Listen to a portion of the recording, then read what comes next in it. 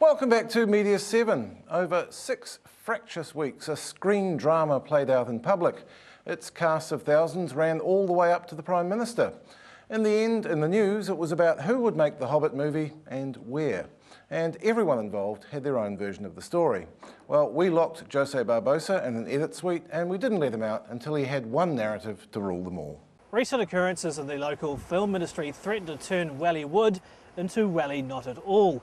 This is then, for your viewing pleasure, Anatomy of a Fiasco. Okay, deep breath, here we go. It's 2005 and the New Zealand Actors Union, Actors Equity, votes to become part of the Media, Entertainment and Arts Alliance, or MEAA, the Australian Union. You can join for as little as $3.40 per week. That's a cup of coffee! Fast forward to 2010 and 3'7" Limited, the production company for the two Hobbit films, receives a letter from the MEAA's parent union, the International Federation of Actors, FIA for short. They say because the production plans to hire actors under non-union contracts, they've advised their members not to accept work on the film. Until such time as the producer has entered into a collective bargaining agreement with the MEAA, providing for satisfactory terms and conditions. But this blacklist was voted on in June and added to their agenda in April, well before contracts for The Hobbit were drafted and before the films were greenlit. A marvellous piece of precognition there. In a letter to MGM and New Line Cinema, Simon Whipp, the National Director of the MEAA, tells them about the FIA resolution and tries a bit of classic agitation. As the financing and distribution arrangements surrounding The Hobbit appear fluid, I thought it best to correspond with both MGM and New Line as to a developing situation regarding this production. On the 24th of September, the MEAA releases a fact sheet making the blacklist public for the first time. On the 26th of September, Peter Jackson sends out a press release, and it's all on. In that statement, the Academy Award winner says, "The Australian Union is a bully boy trying to get a foothold here, and if the boycott goes nuclear, production of The Hobbit will move to Eastern Europe with dire consequences here."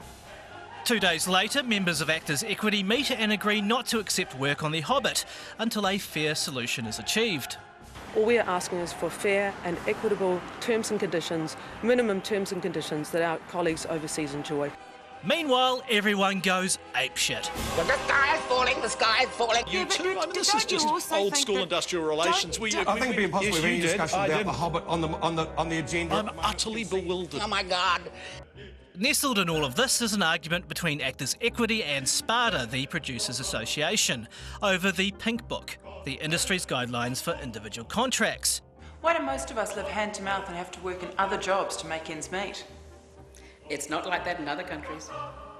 Actors Equity says they've tried to negotiate minimum conditions with SPADA, but claims the door's been closed. We would love to get in the room with SPADA. We would like nothing more than to sit down and negotiate a standard contract that, you know, you can argue across the table, but in the end you shake hands and you go, that's something we can all agree on. However, it's argued Actors Equity is the one avoiding meetings. For 4 years, I can tell you, since they targeted Outrageous Fortune as an individual production and subsequently The Cult and subsequently This Is Not My Life, the producers' organisation, SPADA, have tried to sit down with MEAA and discuss what it is that we should do going forward. They have refused to come to meeting. Both SPADA and Jackson claim that they couldn't discuss an industry-wide agreement because it's illegal to collectively bargain with independent contractors. That's a view supported by the government's legal advice. That's disputed by the union, though, whose own lawyers suggest the Commerce Act allows for lawful ways to meet. What will stop this standoff? A meeting. A meeting. That's all we've asked for. Meanwhile, Paul Holmes joins the apparent legion of over 50s men who really don't seem to like Helen Kelly of the CTU. A word beginning with S, and then a creature that eats grass and produces milk. Stupid cow. He is a fantastic What do you know about show business? film What do you know about the director. film industry? What do you know about international studios? What do you know about international actors' unions? On the 14th of October, SPADA, Actors Equity and Simon Whipp finally get to the table in a meeting chaired by Jerry Brownlee. And the country wonders why our film industry had to almost collapse to get them in the same room. Film technicians march in Wellington, protesting Actors Equity's stance on The Hobbit. They want to be represented in this very bizarre and strange events that are going on right now. Simon Whipp and Robin Malcolm get YouTubed, looking like they've just snuck out of a midnight screening of Salo. Peter Jackson appears on Close Up and Campbell Live, claiming the MEAA is trying for a power grab in New Zealand. Simon Whipp, the guy who's in charge of the MEAA, did an interview with the Hollywood Reporter a few weeks ago where he said that one of his goals was to unionise the New Zealand film industry, and he was going to use The Hobbit as a way to achieve that. So there is not, and some Australian with his or her hand up your bum operating you like a puppet. We are. Suddenly, the blacklist appears to have been lifted. Or was it? We've been told that the blacklist has been coming off every day for like the past 3 weeks. We've been told tomorrow it's coming off. British Actors Equity has not lifted the blacklist, nor has the MEAA. That's hardly resolved. Not true. That's hardly resolved. That's not true. We didn't threaten a boycott. So why did the Screen Actors Guild put out a statement saying we've withdrawn the boycott? Well, we lifted it over the weekend. So there was a threat of a ban. You can't lift something that's not there. Oh, look, I don't know. Rallies were also held in other parts of the country, the biggest of those in Auckland, where hundreds turned out.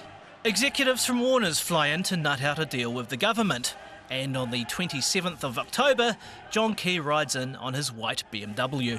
Well, I'm pleased to announce an agreement has been reached between New Zealand, the New Zealand government and Warner Brothers that will enable the 2 Hobbit movies to be directed by Sir Peter Jackson to be made in New Zealand. Media coverage subsides and the curious get to pick the battlefield clean. Who was right and who was wrong? We just want a fair deal. That's all we want. We're not millionaires. Some people are, but not us. The terms and conditions for actors on The Hobbit were really good, and there was not one single New Zealand actor who wasn't going to be treated fairly. That's as accurate a rundown of the Hobbit-related carry-on as I can make. Don't ask me to do it again, because I won't. Well, that's what happened, although I don't think it was quite so entertaining in real time. I'm joined now by a panel to talk about how it all played out in the media and to answer the key question, what happens next? With me are New Zealand Actors Equity member Peter Elliott, SPADA board member Richard Fletcher, the head of the Writers Guild and one of the screen unions you haven't heard so much about, Peter Cox, and employment law specialist and partner at Keeley Thompson Casely, Daniel Erickson. Welcome to you all, gentlemen. Thank you very much. Now, Peter, let's start with you, because it started with the actors. Yeah, I'm in a room full of friends here. It's going to be great. Just to be clear, you're here as an equity member and an actor rather than a representative of equity as such. Absolutely, yeah. Thanks, mate. I'm going to ask that great current affairs question. How are you feeling?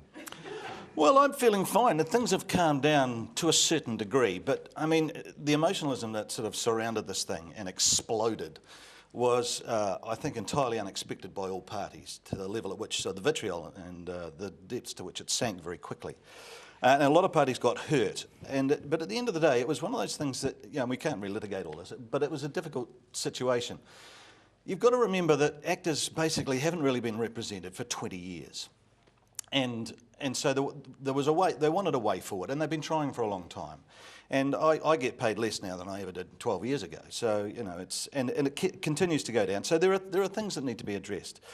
What happened was that when we amalgamated with the MEAA, which wasn't my favourite idea at the time, but have since come to agree with it, was that we needed some strength, and we needed somebody to give us a little bit of backbone, because we didn't have any ourselves. It was a toothless organisation.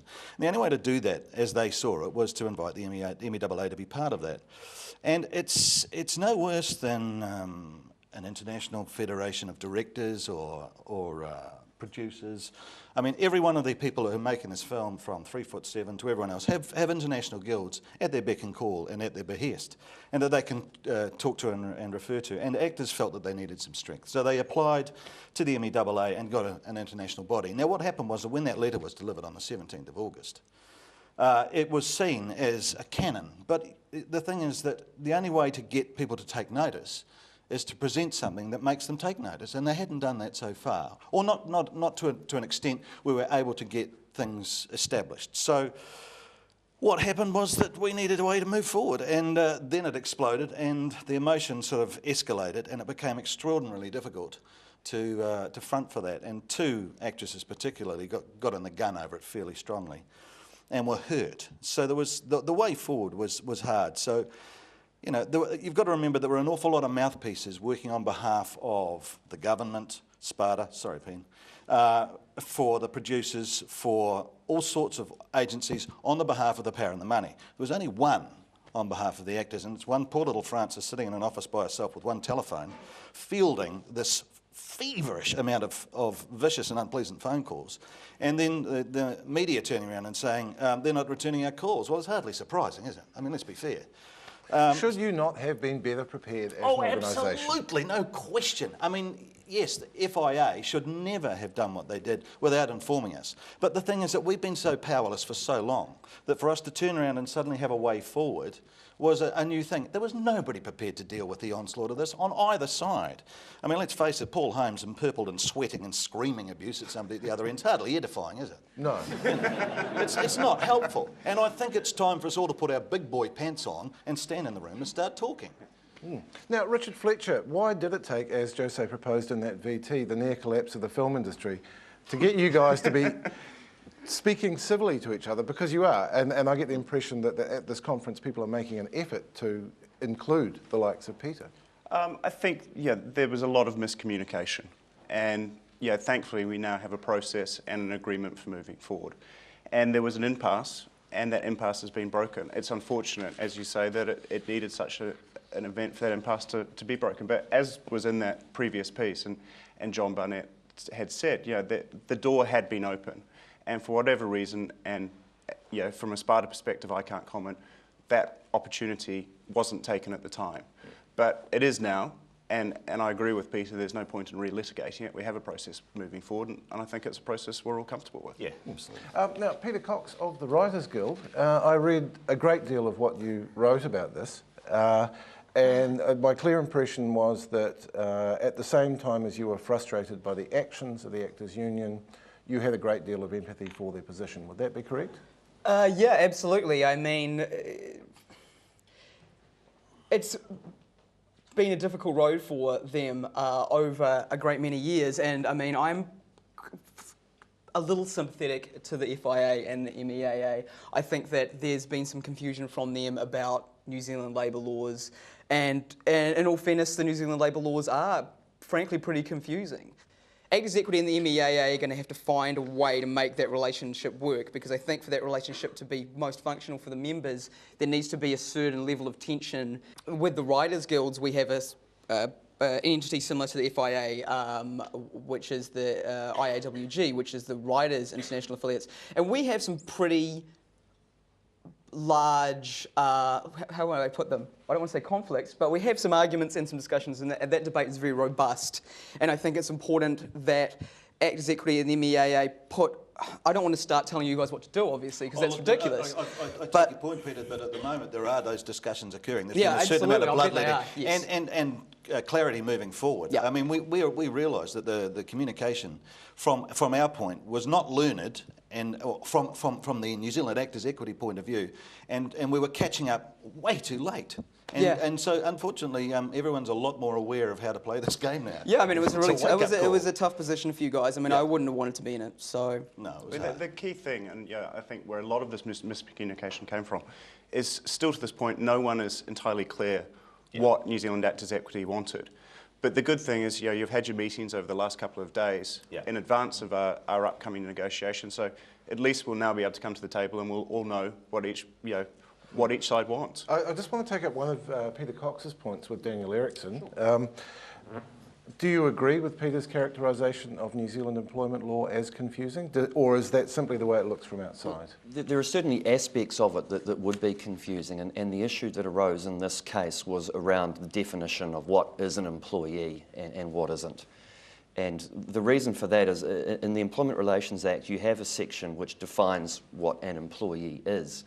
The fundamental difficulty, which presumably Warners were struggling with, was that you can sign up to one kind of arrangement, say a contractor, and if the relationship ends, you don't like how it ended, You can go to the court and ask to be in another kind of relationship. You can ask to be an employee, and that imports all the personal grievance stuff, and you can all go down that track. So from that point of view, that law is uncertain, and we had a case a few years ago with Mr. Bryson in the film industry, which is more or less the leading case in this area. Mr. Bryson went through 4 courts, and they reached 4 different conclusions as to whether or not he was an employee or a contractor. It was basically bounced back from one to the other as he went up the hierarchy. And presumably if you're Warners on the outside looking in, and they would have been taking their own advice on this, it would be confusing. And so they went to the government, and we had this law change come in the last couple of weeks, which basically attempts to give certainty and clarity around that by saying if you are in the film industry, or making video games coincidentally, then you are deemed to be a contractor unless you actually sign up to an employment agreement. Now, the thing I find somewhat confusing about this is the Supreme Court decision on the Bryson case actually said this cannot be taken as a general precedent. So why did everyone get so excited about this case? Yeah, well, they were very clear on it. I think particularly in the film industry there was a bit of excitement about it because they did look at things like industry standard practice and the effect that might have on the relationship. And like you say, the court was very clear, this isn't a test case, but to this day it still gets held up as being a test case, particularly in the film industry. Do you think there's potential for this law to be abused in the way that, say, Helen Kelly suggested it might be, where people who are, in any real sense, in an employment relationship are told they're contractors? Well, the only way you can be deemed to be an employee is if you yourself go to the court and you make the application. Now, the Employment Relations Act, it's all premised on the basis that there's an inequality in the bargaining relationship. The employer has all the power, the employee doesn't. And that's been a concern from the CTU and others for many years, that there is this ability to mislabel the relationship, and that's really why we have the law in the Employment Relations Act, which allows the court to go behind what the contract says and what label is given to it, and look at, and the legislation refers to the real nature of the relationship. And that's a very broad test. A number of things are taken into account. So that's really the mechanism that the legislation has in place to avoid that abuse. The flip side, and unfortunately it's been highlighted in this case, is it does lead to some uncertainty around actual status. There is some confusion about that though, isn't there? Because at the moment, I mean, Tony Ryle is taking advice on collective bargaining for nurses and doctors for the Northland Health Board, isn't he? That's right, yeah. So, yeah. I mean, it's, you know, on one hand it's cool for the doctors, but not so great for the actors. Yeah, that's right. And this industry has had a very specific rule carved out for it. But this isn't the first time this has happened. It's happened for real estate agents and share milkers. Right. They've been excluded from being employees for a number of years. So I think that, you know, it's a case-by-case thing, and it was a response, I guess, to an emergency situation. The government felt it had to deal with the situation in a hurry. Now, Peter Elliott, I do want to get on to these meetings you've been having as actors. I'm not sure how much you can tell me, but is the intention to look at, you know, whether there's a better way, whether there's a better model for a screen union? Look, I hate to be the bearer of bad news, but you know, we're just targeting every production that's coming in. You know, you guys you've made your bed, lie on it. No, frankly, the discussions we had were so boring. I nearly fell asleep. All we're doing with these meetings is sitting down and saying, well, what do you want to negotiate in the Pink Book? And they're very simple. Things like, you know, if I turn up on a set and I'm there from 6 in the morning until 6 at night, you know, can I get a meal break? Yeah, over and above the one for 45 minutes in the middle of the day, you know, so that can I stay? I mean, really simple stuff. And let's be fair, we know that we're not going to get everything reinstated from 20 years of grievances in the first year. We know that this is a long and difficult process. We know that the producers are going to go, you can't have anything, and we're going to say we want everything. Actually, but there's got to be an easy way forward. Are you going to say that after all this, Richard Fletcher, is SPADA going to say you can't have anything? Because surely you've learned some lessons from this as well. Certainly, and I think the Pink Book has been through 2 incarnations already, the 1992 version and the 2005 version. And when it was reviewed in 2005, a number of changes were made, which were suggested by agents and actors. And certainly, the meeting we had on the 14th of October, the agreement was, anyone can bring anything they like to the table, and it's an open discussion. And we'll see what we can agree on. I just want to pick up on that if I can. I think that's really important. The nature of good-heartedness going forward is really important that we maintain this. We're a small country, only 4.5 million people. We're like a small American village. So we've got to make sure that we look after each other. So any process going forward has to be predicated on face-to-face, kānui ki te kānui conversations. And we've got to be in the room to do that because there's a certain respect that occurs. I've got to go to Peter Cox on this because you're in danger of doing what you did during the dispute and watching from the sidelines. Do you have a clear idea out of this of what a screen union should look like? Because there has been a suggestion that there should just be one for the, that takes in the actors, the directors, the techies. Is that a solution? No, that's a terrible idea. I mean, it's so obviously terrible I can't even bother beginning to be honest. But would it be fair to say that perhaps as screen unions you could work on your communication with each other? Yeah, I mean, that's vital. We have to back each other up, and we have to... But we have to look after the techies as well, because they're part of us. Absolutely, absolutely. And Russell, you would have heard yesterday the announcement that there's going to be an industry hui of all the guilds, and that's great. I mean, if there's one positive that's come out of the situation, at least, there's going to be better communication. Absolutely, you can't ask for more. And we can only move forward if we're going to talk. And I do kind of like living in a country where we solve things with a hui. So thank you very much, gentlemen. I'm sure people have heard quite enough about this particular film. And that marks the end of this Media7 SPADA special. As they say in the business, it's a wrap. We trust it leaves you somewhat the wiser about what you see on screen. We'll be back with Media7 at the usual time next week. Until then, goodbye.